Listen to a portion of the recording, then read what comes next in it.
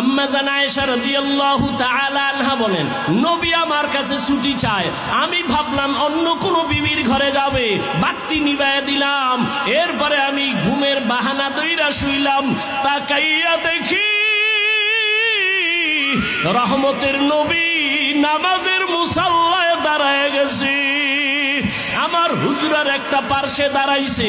রহমতের নবী তো মাঝে মাঝে নামাজ পড়েন, আজকে দেখি ভিন্ন অবস্থা। নবী নামাজে দাঁড়াইয়া এই যে কান্নার আওয়াজ। রহমতের নবী আলহামদু সূরা পড়লেন, আমি তো ঘুমের বাহানায় আছি। রহমতের নবী মাত্র নামাজে দাঁড়াইয়া আলহামদু সূরাটা শেষ করলেন। এরপরে সূরা বাকারা। ভাবলাম মাঝখানে গিয়া নবী বোধহয় রুকুর মধ্যে যাবেন। না, রহমতের নবী পুরা সূরা বাকারা পড়তে পড়তে শেষ। এবার বুঝি রুকুর মধ্যে যাবে। না না না, নবী সূরা বাকারার পরের সূরাটাও তেলাওয়াত শুরু করলেন, এই সূরাটাও পুরা শেষ করলেন। এবার ভাবলাম নবী রুকুতে যাবেন, দেখি না এর পরের সূরাটাও নবী শুরু করলেন। ভাবলাম নবী মাঝখানে গিয়া রুকু করবেন, দেখলাম না, রহমতের নবী পুরা সূরাটা শেষ করলেন। এরপরে ভাবলাম বোধহয় নবী রুকুতে যাবে। আমি আয়েশা খেয়াল কইরা দেখি মায়ার নবী আবার পরের বড় সূরাটা শুরু করলেন। আর নবী কান্না করে দাঁড়াইয়া, দাড়ি থেকে চোখের পানিগুলো পড়ে পড়ে দাড়ি ভিজিয়া নবীর জামা মুবারক ভিজে গেল। রুকুরও খবর নাই। মায়ার নবী দীর্ঘ রাত এক রাকাতে দাঁড়ানো। এই পরিমাণ আমি আয়েশা কোনদিন নবীরে দেখি না এত কষ্টে দাঁড়াইয়া। নবীর পা মুবারক ফুলিয়া যাইতেছে, এমন এক অবস্থা। দীর্ঘ সময় অতিবাহিত হওয়ার পরে মায়ার নবী এবার রুকুর মধ্যে গেলেন। রুকুর থেকে নবী আর উঠে না, উঠে না, উঠে না। মায়ার নবীর কান্নার আওয়াজ। মায়ার নবী শুধু কান্না আর কান্না আর কান্না। দীর্ঘ টাইম রুকুর মধ্যে চলে যাওয়ার পরে রহমতের নবী রুকুর থেকে অনেক সময় অতিবাহিত করার পরে নবী রুকুর থেকে সোজা হইলেন। মায়ার নবী রুকুর থেকে সোজা হইয়া দাঁড়াইয়া এরপরে আবার কান্না। দীর্ঘ টাইম আবার দাঁড়াইলেন। এরপরে রহমতের নবী সিজদার দিকে রওনা দিলেন। রহমতের নবী মাত্র প্রথম রাকাতের প্রথম সিজদা, সিজদায় গিয়া আবার কান্নার আওয়াজ।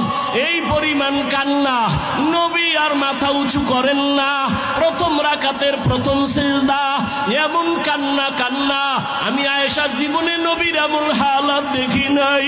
মনে হয় জানো নবী বেহুশ, নবী বোধহয় বেহুশ হয়ে যাবে। প্রথম রাকাতের সিজদা, এখনো দ্বিতীয় সিজদা নবী দেন নাই। এমন টাইমে ঘরের বাইরে আওয়াজ, বেলাল আইসা ডাকতেছে। ডাক দিয়া কয়, ইয়া রাসূলুল্লাহ, ফজরের সময় অনেক নিকটবর্তী হয়ে গেল।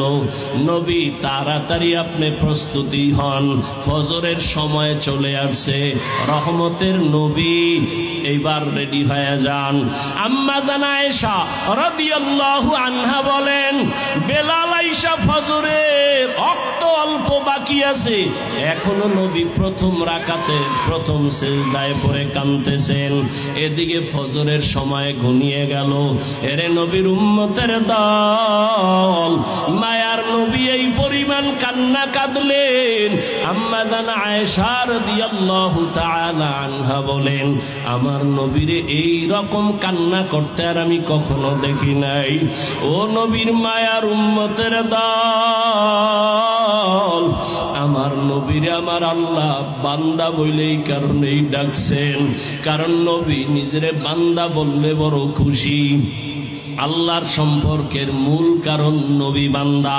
বান্দা বলার 3 কারণের আর এক কারণ, বেঈমান নাস্তিকরা মেরাজের ঘটনা বিশ্বাস করে না। নবী রুহের জগতের মেরাজ, কেউ বলে স্বপ্ন যোগে। আল্লাহ বান্দা বলিয়া বুঝাইলেন, বান্দা তো শুধু দেহের নাম না, বান্দা তো শুধু রুহের নাম না, দোনোটার সংমিশ্রণ হলেই তো বান্দা হয়। তো বান্দাকে মেরাজ করালেন, তার মানে হলো আল্লাহর নবী রুহ আর দেহ দোনোটার সমন্বয়, অর্থাৎ সশরীরে রহমতের নবী মেরাজ করলেন। আল্লাহ পাক রব্বুল আলামিন তার কুদরত ঘুরায় ঘুরায় দেখাইলেন। আল্লাহ পাক রব্বুল আলামিন মেরাজ থেকে নবীরে হাদিয়া দিলেন 50 ওয়াক্ত নামাজ, ওখান থেকে কমায় কমায় 5 ওয়াক্ত নামাজ নিয়ে আসলেন। ও আমার কচুয়ার মুসলমান যুবক বাবারা, ও পর্দার আড়ালের মা বোনেরা, ও বৃদ্ধ বাবাজিরা, আল্লাহর মুহাব্বতের ওই 5 বেলার নামাজ, নবীর মনটা ছোট হয়ে গেল। 50 ওয়াক্ত নামাজ নিলাম, 5 ওয়াক্ত নামাজ পড়িয়া এত বরকত থেকে কইমা গেল কি করার। আল্লাহ জানায় দিলেন, নবী আপনার উম্মতের বলে দেন 5 বেলার নামাজ যারা আদায় করবে আমি পুরা 50-এর সওয়াব দান করব। ও আমার যুবক বাবারা, ও বৃদ্ধ বাবাজিরা, ও পর্দার আড়ালের মা বোনেরা, আর কত নামাজ ছাড়বা? আল্লাহর আদালতে কি নিয়ে দাঁড়াইবা? জীবন তোমার শেষের দিকে, চোখের সামনে কত যুবকের লাশ আর লাশ, ঘুমের বিছানায়, গাড়ির নিচে, পানির নিচে যুবকের লাশ, মহামারী করোনায় যুবকের লাশ, ছাত্র জনতার আন্দোলনে যুবকের লাশ। ও বাবা, তুমি স্কুলে পড়ো, কলেজে পড়ো, চাকরি করো, ব্যবসা করো, বাধা নাই। নবীর তরিকা মেনে, মা বাবার দোয়া নিয়া, উলামায়ে কেরামের পরামর্শ নিয়া, শিক্ষকদের দোয়া নিয়া, নবীজির মোহাব্বতে 5 বেলার নামাজ পড়ো। তোমার মতো কত যুবক স্কুল কলেজে পড়ে, চাকরি করে, ব্যবসা করে, RAB, army, police, BDR, doctor, professor, engineer, OC, DC, SP, অভাব নাই, 5 বেলার নামাজ পড়ে। বলো বাবা, তোমরা কেন পারবা না? এরে পর্দার আড়ালের আম্মা জানেরা, আপনাদের মতো কত দামি মা, এই স্টেজে কয়েকটা সন্তানের মাথায় পাগড়ি দেওয়া হলো, এরা কোরআনের হাফেজ হয়ে গেল। এদের মা বাবা কত ধন্য। এরে আম্মা জান, এখনো সময় আছে, এখন থেকে পর্দা করেন, মোবাইলে সময় নষ্ট করবেন না, স্বামীর মাল হেফাজত করবেন। একটা আদর্শ সন্তানের মা হইয়া কবরে যাবেন, নামাজ ছাড়বেন না, বেপর্দায় চলবেন না, আল্লাহর কাছে তওবা করেন। ও যুবক বাবারা, আল্লাহর মোহাব্বত নিয়ে তওবা করো। জীবনে আর নামাজ ছাড়বা না, আর দাড়ি কাটবা না, বেপর্দায় চলবা না, মা বাবারে কষ্ট দিবা না। নবীর তরিকা নিয়া, মা বাবার দোয়া নিয়া, শিক্ষকের দোয়া নিয়া, নবীর আদর্শ মতো জীবন চালাইবা। তওবা করার মতো যদি কারো অন্তর তৈরি হয়, মোহাব্বত যদি থাকে, মুনাফিকি যদি না থাকে, খাঁটি তওবার নিয়ত যাদের আছে, দুটো হাত আমার আল্লাহকে দেখাইয়া দাও। আয় আল্লাহ।